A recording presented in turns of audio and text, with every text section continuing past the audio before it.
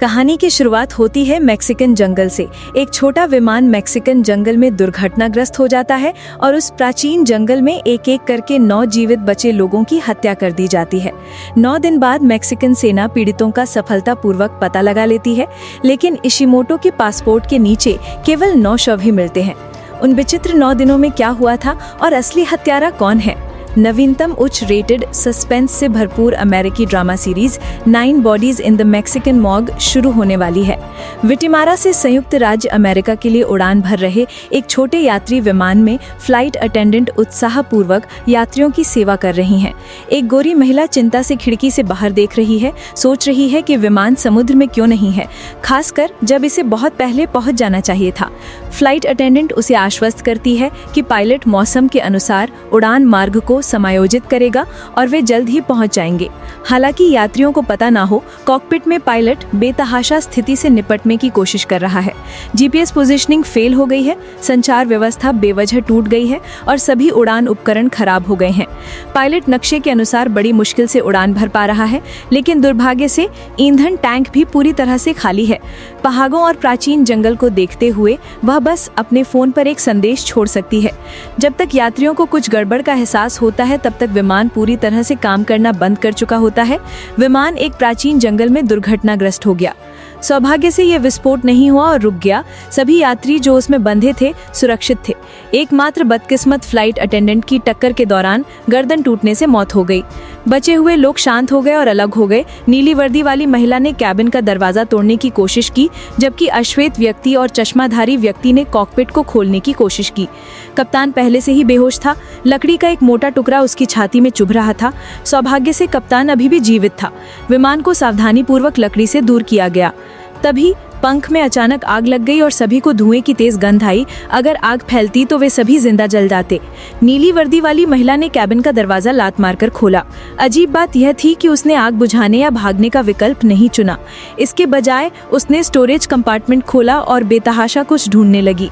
आग को और विकराल होते देख सभी यात्री घबराकर भाग गए। चश्मा पहने वो आदमी जो मजबूत और दृढ़ था, कैप्टन के पास खड़ा रहा और भागने के लिए मुड़ा। काले आदमी के चिल्लाने पर वो मुश्किल से वापस मुड़ा। इसी समय किसी को आखिरकार एक अग्निशामक यंत्र मिल गया, लेकिन नीली वर्दी वाली महिला आग के बावजूद बेतहाशा चीजें ढूंढती रही। यह सुनकर लंबे बालों वाली महिला को बहुत अजीब लगा। दुर्घटना के पहले दिन 10 लोगों में से सबसे पहले फ्लाइट अटेंडेंट की मौत हो गई। कैप्टन भी लगभग मरणासन अवस्था में था, जमीन पर पड़ा था, मुश्किल से जिंदा। सब बेबस थे। मोबाइल फोन का सिग्नल नहीं था, इसलिए वह संकट संदेश नहीं भेज सकते थे। नीली वर्दी वाली महिला ने अपनी कीमती सूटकेस की जांच की, अपने आसपास के सभी लोगों से सावधान। मोटी चाची और दाढ़ी वाला आदमी एक जोड़ा थे। मोटी चाची को लगा कि वे जल्द ही मर जाएंगे। युवक और गोरी महिला एक नवविवाहित जोड़ा थे, जिनकी हनीमून की उड़ान एक विमान दुर्घटना में बदल गई थी। डरपोक गोरी महिला को जंगल में कुछ गड़बड़ महसूस हुई। लंबे बालों वाली महिला ने ध्यान से उनके बचे हुए सामान की जांच की और पाया कि वे केवल 3 दिनों तक जीवित रहने के लिए पर्याप्त थे। हालांकि मोटी चाची आशावादी थी, उन्हें विश्वास था कि वे 3 दिनों से भी कम समय में बचा लिए जाएंगे। प्राचीन जंगल गर्म और आड़ था। शवों को सड़ने और नम होने से बचाने के लिए उन्होंने युवक के शव को रखने के लिए एक सुनसान जगह ढूंढी। हालांकि इसी समय कप्तान की हालत बिगड़ने लगी। असहनीय दर्द में वह बार बार अजीब गरीब आवाजें निकाल रहा था। कप्तान ने कहने की कोशिश की कि विमान से छेड़छाड़ की गई है, लेकिन तीव्र दर्द ने उसे आगे बढ़ने से रोक दिया। इस समय अश्वेत व्यक्ति ने अचानक चश्मे पहने व्यक्ति से उसे बचाने के लिए कहा। चतुर अश्वेत व्यक्ति चश्मे पहने व्यक्ति को यह बताते हुए सुना, फ्लाइट अटेंडेंट के बारे में ज्यादातर लोग केवल गर्दन टूटी शब्द का प्रयोग करते हैं, चिकित्सा शब्दावली का नहीं। यह मान लिया गया कि वह कोई डॉक्टर है। हालांकि चश्मे वाला आदमी इस बारे में टालमटोल कर रहा था, मानो कुछ छुपाने की कोशिश कर रहा हो, लेकिन उसकी असलियत पता चल गई। उसने बचाव की कोशिश करने से साफ इनकार कर दिया। ऐसे कठोर आदिम जंगल में बिना संसाधनों और उपकरणों की यह लगभग हत्या के समान था। इसके अलावा डॉक्टर की उपाधि के प्रति उसकी स्पष्ट नापसंदगी ने उसे जोखिम उठाने के लिए और भी अनिच्छुक बना दिया। सूरज तेजी से ढल रहा था और कैप्टन को दर्द से तड़पते देखकर समूह अपने अगले कदम पर विचार करने के लिए एक साथ इकट्ठा हो गया।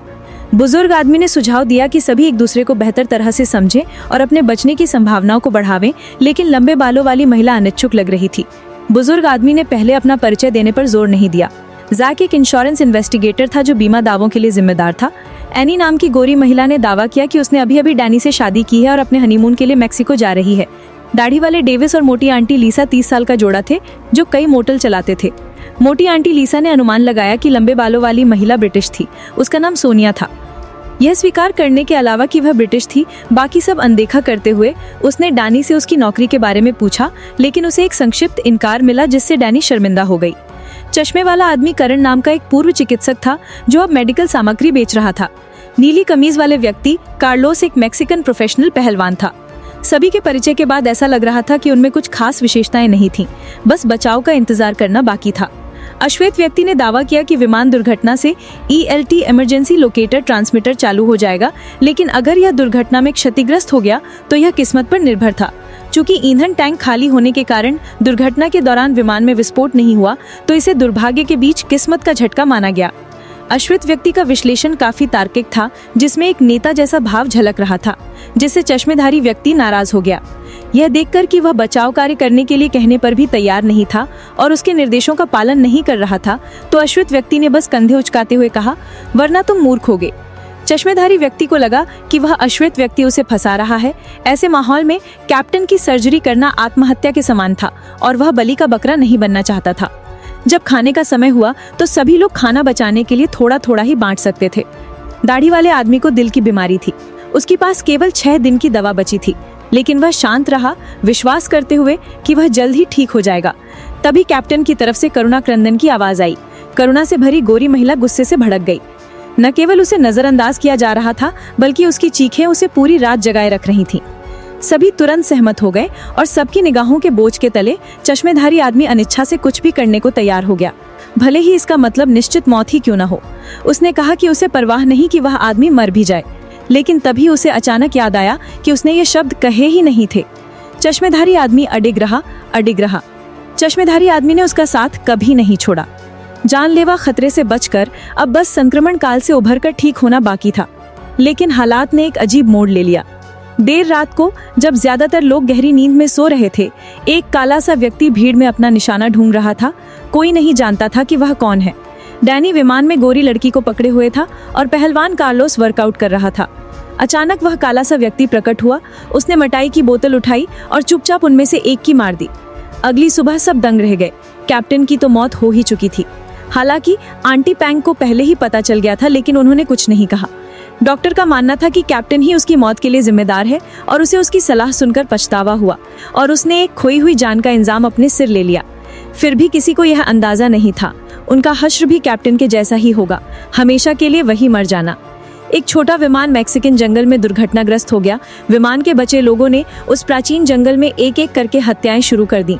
सेना को केवल 9 शव मिले, जिनमें से एक को जानबूझकर क्षतिग्रस्त किया गया था। मैक्सिकन मुर्दा घर में 9 शव का एपिसोड 2। विमान दुर्घटना के अगले दिन फ्लाइट अटेंडेंट और कैप्टन दोनों की मौत हो गई। चश्मे पहने वो आदमी अभी भी सर्जरी के कारण कैप्टन की मौत के लिए खुद को दोषी मान रहा था। अश्वेत व्यक्ति उसे दिलासा देने की कोशिश करता है।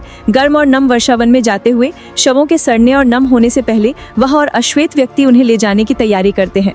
शवों को ले जाते समय कैप्टन का फोन गिर जाता है, जिसे डैनी देख लेती है।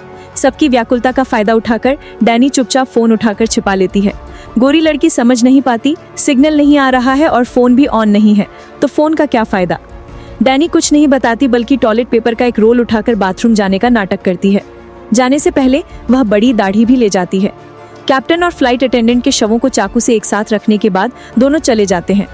डैनी चुपचाप शवों के पास गई, ढक्कन खोला और लाशों की बेहोशी का फायदा उठाकर कैप्टन की तर्जनी उंगली काट ली। फिर वह एक सुनसान जगह पर छिप गई, इधर उधर देखा और अपनी उंगली से कैप्टन का फोन अनलॉक किया। ऐसा लग रहा था जैसे वह फोन पर कुछ ढूंढ रहा हो, लेकिन सभी ऐप्स पासवर्ड से सुरक्षित थे। ऐसा लग रहा था जैसे कोई झाड़ियों से उसे चुपके से देख रहा हो। कुछ भी उपयोगी न पाकर डैनी ने लापरवाही से अपनी उंगली एक तरफ फेंक दी और चली गई। इसी बीच कैंप में सभी लोग सामान की जांच कर रहे थे। तभी फैटी शेन ने दाढ़ी वाले आदमी को एक तरफ खींचा और रहस्यमयी तरीके से उसे बताया कि उसने एक चौंकाने वाला रहस्य खोज लिया है। अगर आपको ये मूवी एक्सप्लेन्ड पसंद आई हो तो चैनल को सब्सक्राइब करना ना भूलें, और अगले पार्ट या किसी खास मूवी की एक्सप्लेन चाहिए हो तो नीचे कमेंट करके ज़रूर बताएं। आपकी सब्सक्राइब और कमेंट से ही हमें अगला वीडियो बनाने की प्रेरणा मिलती है।